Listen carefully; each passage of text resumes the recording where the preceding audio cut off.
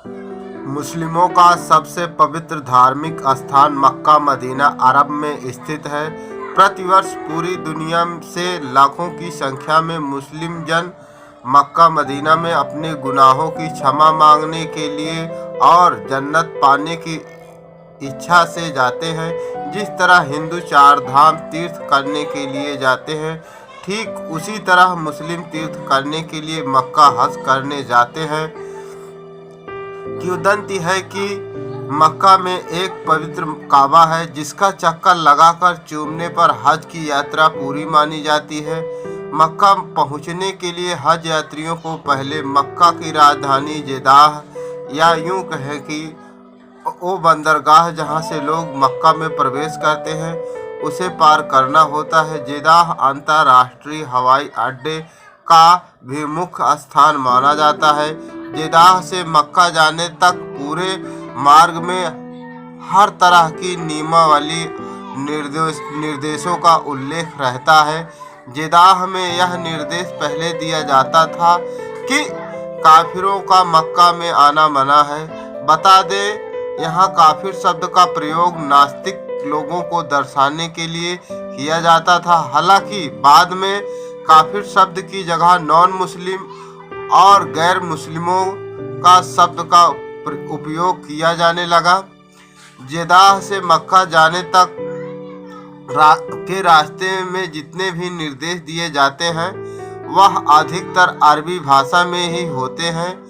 हिंदू तो हिंदू इस क्षेत्र में ईसाई, यहूदी, पारसी, बौद्ध और जैन भी प्रवेश नहीं कर सकते हैं।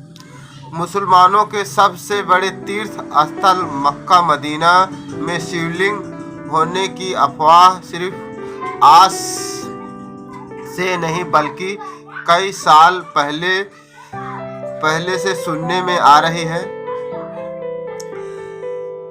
मक्का मदीना में शिवलिंग होने की बात कई इतिहासकारों ने अपनी पुस्तकों में लिखी है।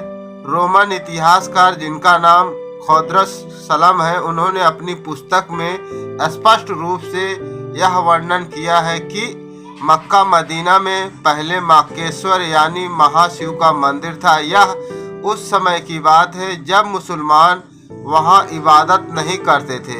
यह वह समय था जब मक्का मदीना बना ही नहीं था।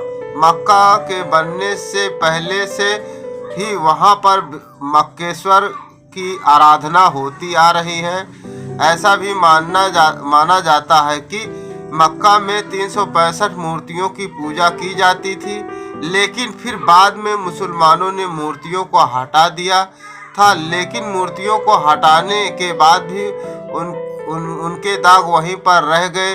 इतिहासकार तो हमेशा ही कहते हैं कि मुसलमानों के आगमन से पहले ही मक्का में इबादत की जाती थी।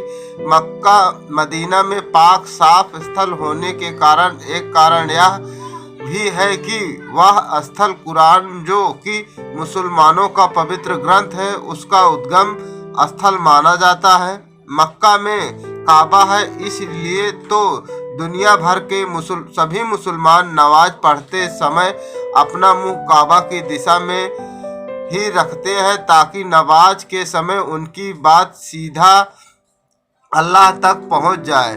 कई जगह पर यह स्पष्ट है कि मक्का की सबसे बड़ी तीर्थ पहले मक्केश्वर महादेव का मंदिर था। कई प्राचीन कहानियों में इस बात का भी जिक्र मिलता है कि मक्का में बहुत बड़ा काले रंग का शिवलिंग था जिनकी लोग पूजा करते थे। ऐसा भी माना जाता है कि वह शिवलिंग आज भी खंडित अवस्था में मक्का में मौजूद है। शिवलिंग को एक क्यूब आकार बॉक्स बनाकर घेर दिया गया है ताकि हिंदुओं को कभी भी इस बात की भनक न पड़े और लोग इसी कमरानुमा घर की इबादत करते हैं।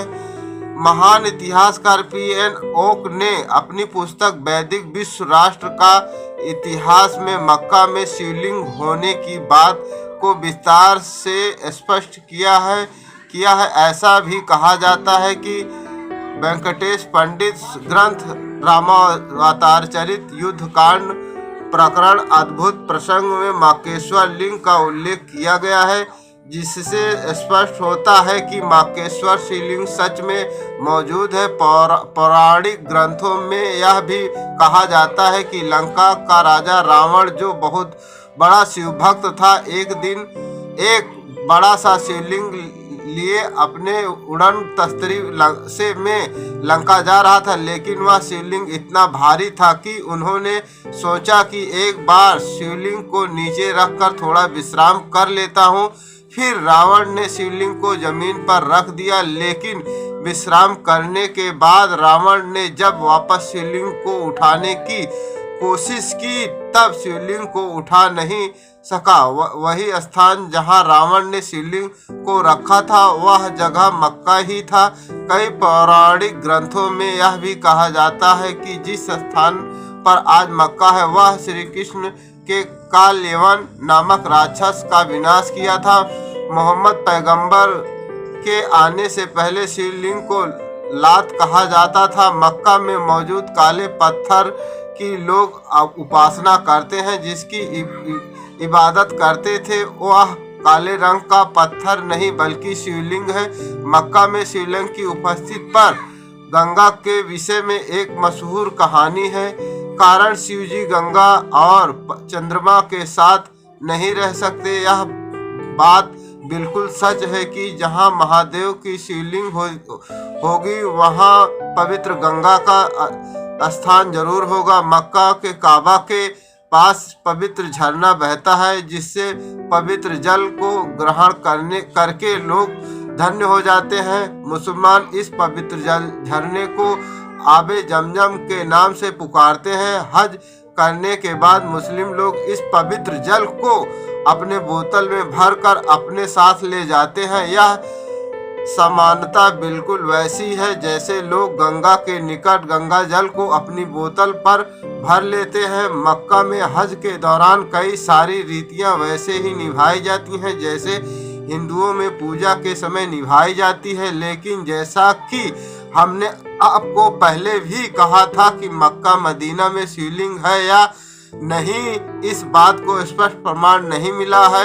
इसलिए आज भी यह कहानी सिर्फ एक अवधारणा और लोक कथा ही है। सो फ्रेंड, वीडियो को लाइक करें, चैनल को सब्सक्राइब करें। मिलते हैं नेक्स्ट वीडियो में, तब तक के लिए thanks for watching my video.